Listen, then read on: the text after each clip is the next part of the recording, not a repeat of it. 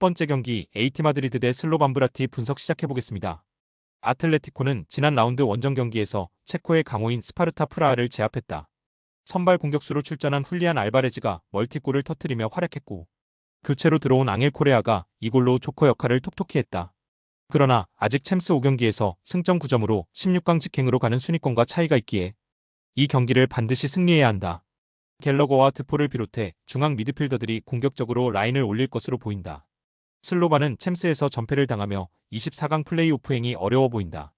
직전 밀란전에서는 바르세이안과 니노의 골이 나왔지만 밀란 상대로 승점 획득에 실패했다. 홍연전에서도 연패했기에 분위기가 하락했고, 남은 경기에서는 수비를 도외시하고 승리를 노리는 운영을 해야 한다. 후츠카와 키리아코스 등이 수비 보호보다는 공격적으로 중원의 라인을 올릴 것이다. 아틀레티코의 승리를 본다. 슬로반은 벤치에서 들어와 힘을 낼 수 있는 톨리치가 징계로 결장하기에 이번 원정의 풀핏의 전력이 아니다. 전력의 격차가 큰 팀을 상대로 어려운 경기가 예상된다. 요렌테와 시메오네 등이 측면 돌파로 기회를 만들 것이고, 알바레스와 그리즈만이 해결할 아틀레티코가 승리할 것이다. 두 번째 경기 릴 OSC 대 슈투른그라츠 분석 시작해보겠습니다. 릴은 볼로냐 원정을 승리하며 챔스 10위로 올라섰다. 기존 조편성이었다면 포트시나티가 유력한 팀이었는데 아틀레티코와 레알에 이어 볼로냐를 제압하며 16강 직행을 노리고 있다. 직전 원정에서는 중앙 미드필더인 무카우가 경기 전면에 나섰고, 데이빗의 미끼 역할도 확실했다. 이 경기는 잘하는 홈 일정이기에 데이빗과 사라위, 제그로바의 스리톱을 앞세워 상대 수비를 몰아칠 것이다. 그라치는 지난 라운드에서 라리가 팀인 지로나 상대로 챔스 첫 승점을 신고했다. 브리에와 브레스트 등 해볼만한 팀에 모두 패하며 탈락이 유력해 보였는데 첫 승점을 승리로 따냈다. 선발 공격수로 나선 미카의 골이 나왔고 상대의 집요한 공세를 모두 막아냈다. 때문에 24강 플레이오프행 가능성이 생겼고 이 경기에 전력을 다해야 한다. 릴의 승리를 본다.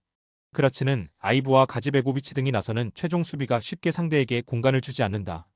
그러나 키테슈빌리가 챔스 레벨의 수비진을 넘지 못하기에 리베이로와 매니에 구드먼슨 등이 지킬 홈팀 수비에 고전할 것이다. 무카우와 안드레의 중원 장악 속에 분위기를 주도할 것이고, 데이빗이 상대 수비를 두들길 일 승리할 것이다. 세 번째 경기 도르트문트 대 바르셀로나 분석 시작해보겠습니다. 도르트문트는 자그레브 원정을 승리하며 16강 직행이 가능한 순위를 유지 중이다. 지난 시즌 결승에서 그들을 좌절시킨 레알 원정에서 패하며 주춤할 수도 있었지만 그라츠와 자그레브 등 잡아야 하는 팀들을 모두 잡았다. 아데예미를 비롯해 공격진에 부상자가 있긴 하지만 말렌과 바이어, 바이노 기튼스 등이 공백을 잘 메웠고 자비처와 은메차의 중원 존재감도 확실하다. 바르샤는 첫 경기에서 모나코에 패하며 출발이 좋지 않았는데 영보이스전 승리를 시작으로 4연승에 성공했다. 그 기간 모든 경기에서 3골 이상을 기록하며 엄청난 화력을 자랑했다.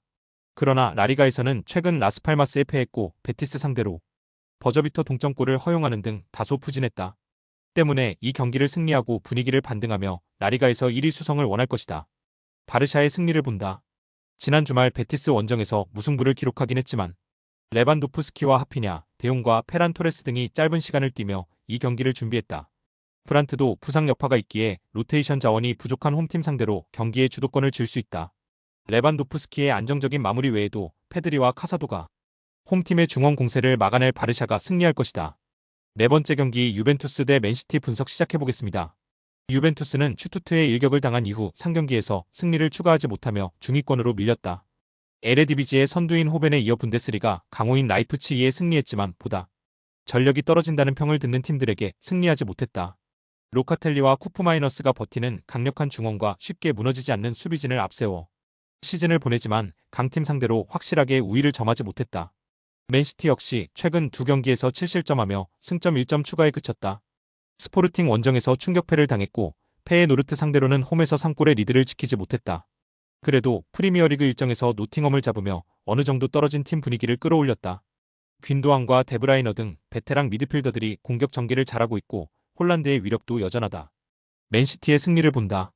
유벤투스는 부상으로 빠져있던 스트라이커 블라호비치가 돌아와 팀의 최전방 공격수로 나설 수 있다. 그러나 후벤 디아즈가 돌아와 팀 수비의 중심을 잡아줄 맨시티 상대로 쉽게 리드를 잡기 어렵다. 사비오와 도쿠의 측면 지원 속에 홀란드가 유벤투스 수비를 집요하게 두들길 맨시티가 승리하고 먼저 치고 나갈 것이다. 다섯 번째 경기 벤피카 대 볼로냐 분석 시작해보겠습니다. 벤피카는 미넨 원정 석패 이후 난정 모나코를 잡고 순위를 끌어올렸다. 11월 어매치 휴식기 이후 페이스도 좋은데 리그에서는 상위권 팀인 포르투와 비토리아 기마랑이스를 잡는 등 연승을 이어가며 리그 2위로 뛰어올랐다. 그리스 국대 스트라이커인 파블리디스의 안정적인 마무리 외에도 오타멘디와 페르난데스가 수비 라인을 잘 지켜내어 안정적인 경기 운영을 하고 있다. 볼로냐는 샤크타르 상대로 승점 1점을 챙겼지만 그 이후 4연패를 당하며 챔스 24강 플레이오프 진출에 먹구름이 끼었다. 최근 유벤투스 원정 무승부를 비롯해 3경기 연속 무패 중이지만 챔스에서는 부진하다. 때문에 난적 상대로 나설 원정 일정보다는 치열한 순위 경쟁 중인 리그에 집중할 가능성도 있다. 달링가와 일링 주니어, 파비안 등 로테이션 자원들의 선발 출전이 예상된다. 벤피카의 승리를 본다. 볼로냐는 남은 일정에서 무패를 기록해도 24위권 진입이 쉽지 않은 챔스에서 어느 정도 힘을 뺄 수도 있다. 2군 수준의 선수 구성은 아니겠지만 벤피카 원정에서 고전이 예상된다.